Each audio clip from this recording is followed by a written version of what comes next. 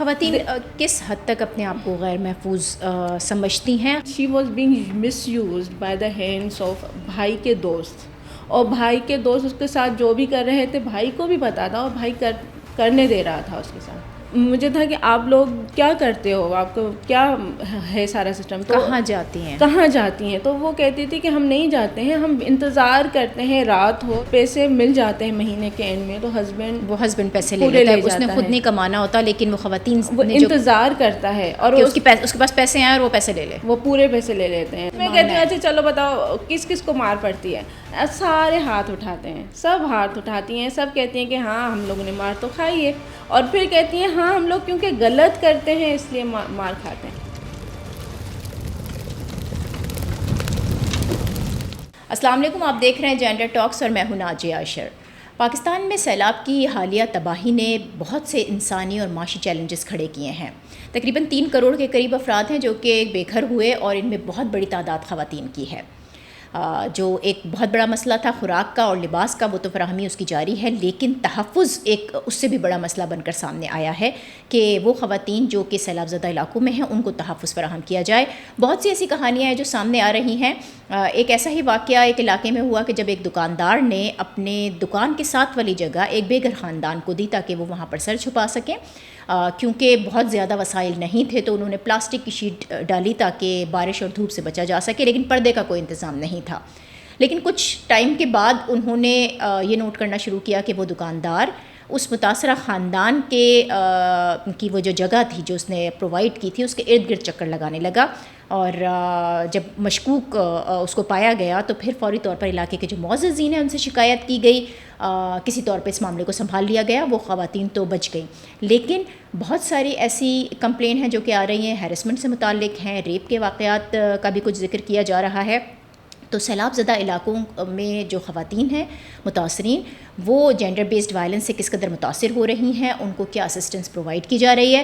آج کی جینڈر ٹاکس میں اسی پر بات ہوگی. اسٹوڈیوز میں مجھے جوائن کیا ہے سدرا احمد نے، جو کہ گائنیکالوجسٹ بھی ہیں اور سوشل ورکر بھی ہیں. بہت شکریہ سدرا آپ کا. آپ سیلاب سے متاثرہ علاقوں میں گئی ہیں اور خواتین سے خاص طور پر جا کر ملی. خواتین کس حد تک اپنے آپ کو غیر محفوظ سمجھتی ہیں، خاص طور پر ان ایریاز میں جہاں وہ شیلٹر ہاؤسز کے اندر رہ رہی ہیں یا رہنے کے لیے بہت ہی کوئی عارضی طور پر ان کو کسی جگہ پر شفٹ کیا گیا ہے؟ تو کیا ان کے پاس وہ تمام تر فیسلٹیز ہیں؟ ان کے پاس میڈیکل اسسٹنس موجود ہے؟ اگر ان کے ساتھ کوئی جرم ہو جاتا ہے تو ان کو قانون تک رسائی حاصل ہے؟ بالکل بھی نہیں ہے، بالکل بھی نہیں ہے. بولڈلی میں کہوں گی ایسا کچھ بھی نہیں ہے وہاں پر. اتنا تک نہیں ہے کہ جب آپ ٹینٹس بن رہے ہیں، لوگوں کو شفٹ کر رہے ہیں، لیکن ایک دفعہ کسی نے پوچھا کہ ان کے ٹوائلٹس کا کیا ہوگا، ویئر دے ول گو. ہم لوگوں نے جو لگائے تھے ٹینٹس وہاں پہ دریائے سندھ کے اس طرف بھی ہمارے ٹینٹ تھے اور دوسری طرف پہ تھے. تو جو میں بتا رہی ہوں 125 ٹینٹ تھے یا 116 تھے، جتنے بھی تھے، واش روم کہیں پہ بھی نہیں تھا. تو میں ان سے پوچھتی تھی کہ جب یو ٹی آئی کے زیادہ رسک ہے تو وہ ہوتا ہے یورینری اسٹریسز کی وجہ سے. یورینری جب ہمارا بلیڈر فل ہو جاتا ہے، اب ہمیں یورینیشن کرنی ہے، تو مجھے تھا کہ آپ لوگ کیا کرتے ہو، آپ کو کیا ہے سارا سسٹم، تو کہاں جاتی ہیں؟ تو وہ کہتی تھی کہ ہم نہیں جاتے ہیں، ہم انتظار کرتے ہیں رات ہو، جب رات ہوگی تو پھر کیونکہ اور اگر رات ہوگی پھر جائیں گے تو یہ بھی ایک بہت بڑا مسئلہ ہے، کیونکہ ٹوائلٹ کے لیے کہیں پر جانا خواتین ایکسپوزڈ ہوتی ہیں جی بی وی کے لیے. اندھیرا ہوتا ہے، اوپر سے اندھیرا ہوتا ہے، اور لوگ لڑکے جو بھی ان کی ساری فیملیز ہوتی ہیں یا ان کی جو دوسرے ہوتے ہیں سب مکس رہ رہے ہوتے ہیں ان کا. اچھا ایک قصہ مجھے یاد ہے، جو میرا پہلا قصہ تھا. آئی will not take Hare name, but اچھا ہم لوگ جب وہاں پر کام کر رہے تھے تو ہم لوگوں نے، کیونکہ بچے آتے تھے اور بہت اچھے اور بہت خوش ہو کے کہ لوگ آئے ہمارے لیے ہیلپ کرنے، تو جیسے دوست بن گئے. تو ہم لوگوں نے وہاں پہ اسکول بھی اسٹارٹ کیا تھا. میں ڈاکٹر شیکشن کے ساتھ کام کرتی ہوں، ہمارے پاس مڈ وائفز بھی ہوتی ہیں. تو مڈ وائفز بہت اچھی ان وے ہوتی ہیں کہ وہ جلدی سے جو ہے نا ایک بونڈنگ کریٹ ہو جاتی ہے. کیمپ بھی لگایا ہوا تھا اور آپ نے اسکول بھی اسٹارٹ کیا. ہاں، تو مڈ وائفز کے تھرو ہی ہم لوگوں نے اسکول بھی اسٹارٹ کر لیا تھا تاکہ یہ بچے جب آتے ہیں تو پھر ان کو ہم کچھ پڑھائیں اور ہماری بھی ایک ایکٹیویٹی ہو جائے، کیونکہ ہم لوگ پریگننٹ پیشنٹ کو کتنا اسکرین کریں گے، اور فائنلی ہمیں کچھ اور یا ان کی ریہیبلیٹیشن پہ بھی کام کرنا تھا. تو جو ہے جب ہم نے وہ لگایا تو ایک بچی تھی، اور جو ہے وہ اس کو جب بھی میں راؤنڈ پر جاتی تھی نا وہ خاموشی سے بیٹھی ہوتی تھی، اور وہ جیسے جہاں بہت زیادہ پانی تھا نا، جس طرف گھر تھے اور گھر ڈوبے ہوئے تھے، بالکل اس کے ایڈجسٹ ان لوگوں نے وہ ٹینٹ لگائے ہوئے تھے. تو میں گئی ان کے پاس. پہلے ایک دن تو وہ مجھے نہیں ملی, دوسرے دن میں گئی تو پھر اس نے مجھے بات چیت کی, تو پھر اس کے بھائی آ گئے. ہی واز لائک آپ یہاں کیا کر رہی ہیں؟ تو میں نے کہا I want Hare in school. Like وہ ہمارے پاس آئے, اتنی چھوٹی سی ہے اور اسکول میں آئے, تو جو ہے نا وہ رونا شروع ہو گئی. تو بچی رونا شروع ہو گئی. لیکن ان کے بھائی نے کہا نہیں آپ چلی جائیں, آپ اس طرح یو آر ناٹ لائک ایسے آپ ہمارے ٹینٹ میں اندر نہیں آئے. میں نے کہا اچھا چلو ٹھیک ہے. پھر میں چلی گئی. پھر لیکن میرا دماغ تھا کہ یار وہ اتنی چھوٹی بچی ہے, 14-15 سال کی ہے, شی شوڈ بی دیئر, اور ہم اس کے ساتھ بھی کریں کام. تو پھر میں جب گئی دوبارہ تو اس کے بھائی گئے, تو اس نے خود مجھے بلایا. میرے بھائی چلے گئے, اب آپ آؤ مجھ سے بات کرنے. تو میں گئی ان سے بات کرنے. تو شی سیڈ کہ میرے یہ جو سامنے جس کو میں دیکھتی ہوں نا, یہ میرا ایکچولی اسکول تھا, اور اس اسکول میں میرے تایا تھے جو مجھے پڑھاتے تھے, مجھے قرآن پاک پڑھاتے تھے. میری اتنی خواہش ہے کہ میں ابھی آپ کے پاس آ کے پڑھوں, لیکن نہیں پڑھ پاتی. تو میں نے کہا اچھا, اور امی ابو تو کہتی ان کی بھی ڈیتھ ہو گئی. تو اب صرف زندہ سے میں اور میرے بھائی ہیں, and she was being miss used by the hands of بھائی کے دوست. اور بھائی کے دوست اس کے ساتھ جو بھی کر رہے تھے بھائی کو بھی پتا تھا, اور بھائی کرنے دے رہا تھا اس کے ساتھ, اور وہ اسکول بھی نہیں جانے دے رہا تھا, اسکول بھی نہیں جانے دے رہا تھا. تو اور وہ اتنی اکیلی اور لونر فیل کر رہی تھی. That was a very first like میرا ٹرننگ پوائنٹ تھا کہ میں اب مجھے ان چیزوں پہ کام کرنا چاہیے, نہ کہ ہم لوگ جو آپس کر رہے ہیں. آپس تو چلو مڈ ویف وغیرہ کو سکھا کر اور پھر دوسرے ڈاکٹرز بھی کر لیں گے, اب یہاں پہ یہ کام کرنا ہے. یہ تو اس سے سیویرٹی کا پتہ چلتا ہے کہ کتنی مختلف فارمز کے اندر جو ہے وہ صنفی تشدد وہاں پر پروان چڑھ رہا ہے. تو کیا اور بھی آرگنائزیشنز ہیں وہاں پر جو اس انداز میں دیکھ رہی ہیں اس کو, پرابلم کو, اور اس کے مسئلے کے حل کے لیے کوئی جد و جہد کر رہی ہوں ان ایریاز کے اندر؟ مجھے یاد ہے کہ جب میں وہیں پر وہ کام کر رہی تھی, ایک دفعہ میں GBV کا سیشن لے رہی تھی, لیکن میں نے مڈ وائفس کو تیار کیا. میرے پاس جتنا مٹیریل تھا ہمارے پاس جو میڈیکیٹڈ ہوتا ہے اس کو پڑھائی کی سارا کچھ, اور گائیڈ لائن نکال کر پھر میں اپنی مڈ وائفس کو پڑھا کر پھر ہم لوگ GBV سیشن لیتے تھے, جس سے میں 40 سے 50 عورتوں کو جمع کرتی تھی. اور ان سے اگر میں ان سے یہ بات کروں نا ڈائریکٹ کہ بھئی آپ لوگوں کے ساتھ بہت ظلم ہو رہا ہے, آپ لوگوں سے جو STIs ہیں یا PIDs ہیں یا ابورشنس ہو رہے ہیں, یا آپ کو جو فزیکلی اسالٹ ہو رہا ہے, دس از رانگ, تو شاید وہ نہیں بات مانیں گی. تو میں ایسے لائف سے بات شروع کرتی تھی کہ آپ, تو جب وہ ہم کر رہے تھے تو ہمارے پاس ایک راؤنڈ کرنے کے لیے آئے ہوئے تھے UNFPA کے, یونائٹڈ نیشنز کے کچھ بڑے لوگ آئے ہوئے تھے. تو ان کو میں نے, وہ لوگ تو آئے تھے دیکھنے کے لیے اینیمیا, یہ چیزیں تو اوبویس تھی, لیکن میں نے پوری ان کو دھیان دلایا, کنسنٹریشن کہ یہاں پر اس چیز کی سیکشول ایکسپلائٹیشن زیادہ ہے, یہاں پہ فزیکل اسالٹ زیادہ ہے.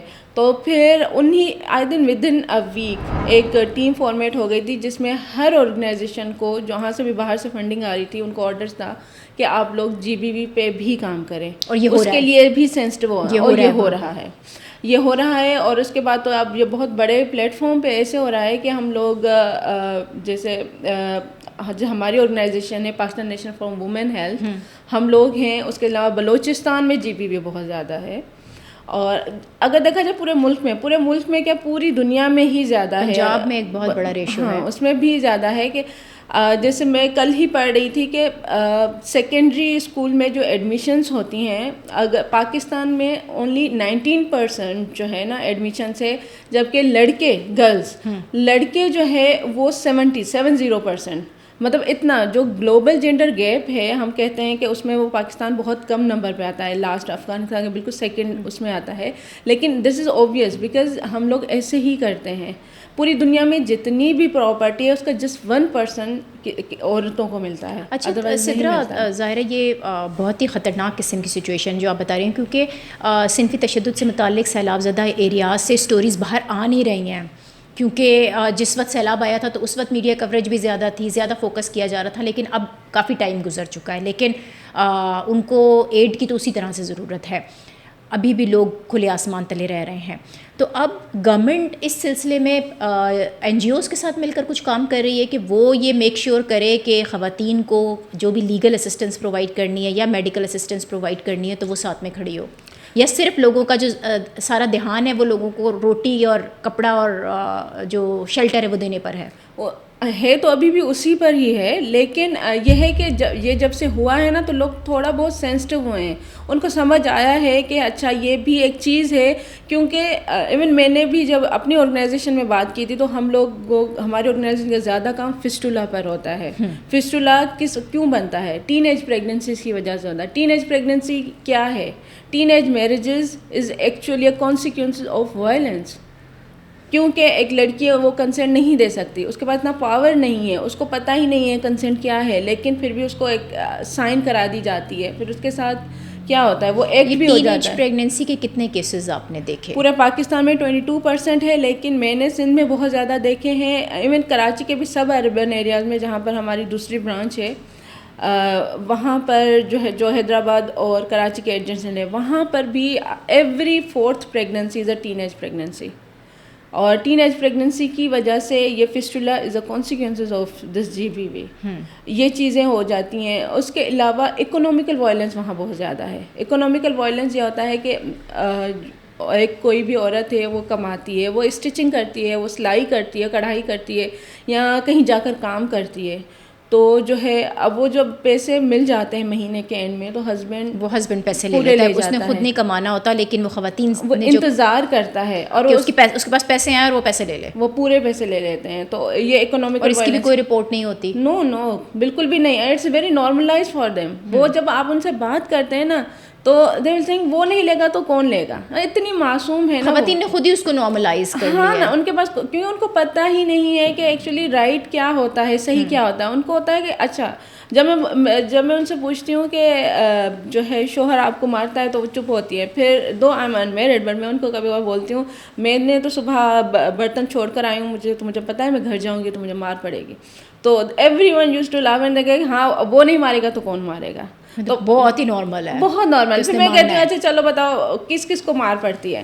سارے ہاتھ اٹھاتے ہیں, سب ہاتھ اٹھاتی ہیں, سب کہتی ہیں کہ ہاں ہم لوگوں نے مار تو کھائی ہے, اور پھر کہتی ہیں ہاں ہم لوگ کیونکہ غلط کرتے ہیں اس لیے مار کھاتے ہیں. تو جب خود سے ہی یہ مائنڈ سیٹ بنا ہوا ہوگا تو پھر وہ کیوں جائیں گی رپورٹ کرنے کے لیے؟ وہ اس لیے کیونکہ ایجوکیشن نہیں ہے نا. ایجوکیشن ایکچولی اویئرنیس, یہ ساری چیزیں جو ہے نا وہ بیسک ہیں. وہ اگر ایک دفعہ آ جائے نا, اب ہم لوگ کرتے کیا ہیں. اچھا یہ کام کس کا ہے؟ بہت ساری آرگنائزیشنز ہیں جن کا یہ کام ہے کہ وہ اویئرنیس کی کیمپین چلا رہی ہوتی ہیں, گھروں میں جاتی ہیں, خواتین سے بات کرتی ہیں. ان کو کوئی سپورٹ ملے گی جب ان کو پتہ ہوگا کہ ہاں اگر ہمارے ساتھ ظلم ہوتا ہے تو کوئی ہمارا ساتھ دینے والا ہے, ان کو راستہ پتہ ہوگا تو شاید وہ اس طرف جائیں. ہاں اچھا, یہ کام کس کا ہے؟ یہ بہت اچھا سوال ہے. اس کا بھی جواب ہے ایکولوجیکل ماڈل. ایک ماڈل ہے, سمجھے, ایک فریم ورک ہے جس پہ ہم سب نے کام کرنا چاہیے. وہ میرا بہت فیوریٹ ہے. وہ اس لیے کہ ایکولوجیکل ماڈل 4 چیزوں پہ بنتا ہے. ایک ہوتا ہے انڈیویجول, دوسرا ہوتا ہے ریلیشن شپ, تیسری ہوتی ہے کمیونٹی, اور چوتھی ہوتی ہے سوسائٹی. ابھی ہم لوگوں کا نا بہت الٹا سسٹم ایسا ہے کہ ہم کہتے ہیں یہ کام کس کا ہے, ہمارے سماج کا کام ہے. نہیں, سماج کا کام نہیں ہے. یہ کام تب اسٹارٹ ہوگا جب ہم انڈیویجول ہے. اگر انڈیویجول ہوں میں, اور مجھے اگر سمجھ آ گئی ہے تو اب مجھ پر عائد ہے, مجھ پر فرض ہے کہ میں اپنی فیملیز کو اپنی یہ ساری چیزیں امپوز کراؤں.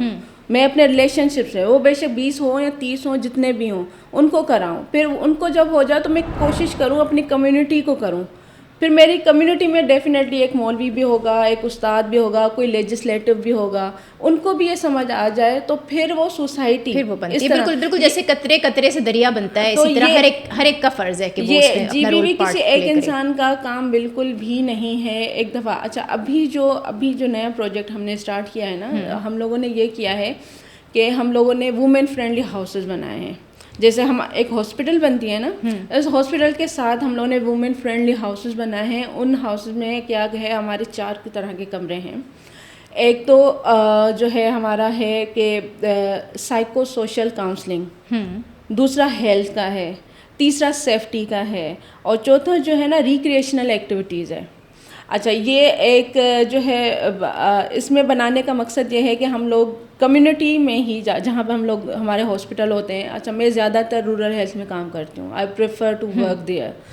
تو جو ہے وہاں پر کمیونٹی میں دیکھتے ہیں کہ کوئی بھی جو کہ اچھی آئی کیو کی ہے اور تھوڑی لیڈرشپ اسکلس ہیں, اور ایسا ہے ہم سب میں کچھ نہ کچھ کوالٹیز ہوتی ہیں, کمیونٹی کے اندر ہوتی ہیں خواتین, تو ان کو ہم لوگ کچھ پیسے دے کر ان کو ہائر کر لیتے ہیں اور ان کو ایز اے مینیجریل پرسن بنا لیتے ہیں.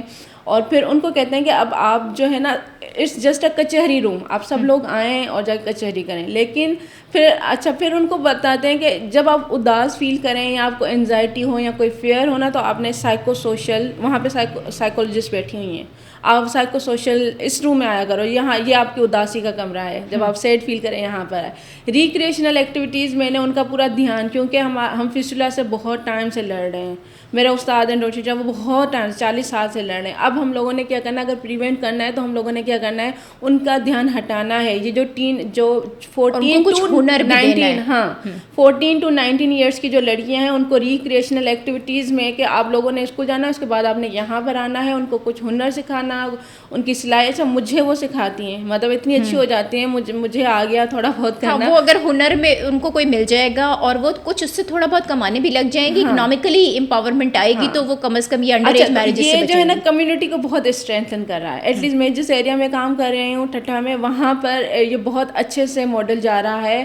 اور ہیلتھ والے روم میں وہ آ کے اپنے S T I P I D یا جو بھی ایون پریگنینسی جیسے مڈ وائف بیٹھی ہوتی ہیں, ہیلتھ ایشوز بھی ریزالو ہو رہے ہوں گے, تو وہ شام میں بڑی ایکسائٹیڈ ہو کے ہوتی ہیں کہ, اور وہ خوش ہوتی ہیں کہ ہمیشہ مردوں کا کچہری کمرہ بننا تھا, ڈاکٹر ہمارے لیے تو کبھی نہیں بنا تھا, آپ نے ہمارے لیے کچہری کمرہ بنایا ہے. یہ تو بہت اچھا انیشیٹو ہے, اور آپ نے بڑی ایک ہولسٹک پکچر پیش کی ہے اس کی. تو بڑا ہی عظیم کام ہے جو آپ کر رہی ہیں, اس کو جاری رکھیں. اور ہم سب جب یہ جدوجہد کریں گے, محنت کریں گے, یہ جو ہمارے معاشرے کا ایک بہت ہی بدصورت چہرہ ہے, اس کو بہتر کرنے کی کوشش کریں گے تو ہمیں کامیابی ضرور ملے گی. صنفی تشدد اور اس کے جو اثرات ہیں وہ کتنے گہرے ہو سکتے ہیں, اس پر ہم نے بات کی. لیکن خاص طور پر جو سیلاب سے متاثرہ علاقے ہیں اور وہ خواتین جو کہ متاثر ہوئیں, نہ صرف یہ کہ سیلاب سے اپنے گھر بار چھوڑے, بلکہ وہ صنفی تشدد کا بھی شکار ہو رہی ہیں.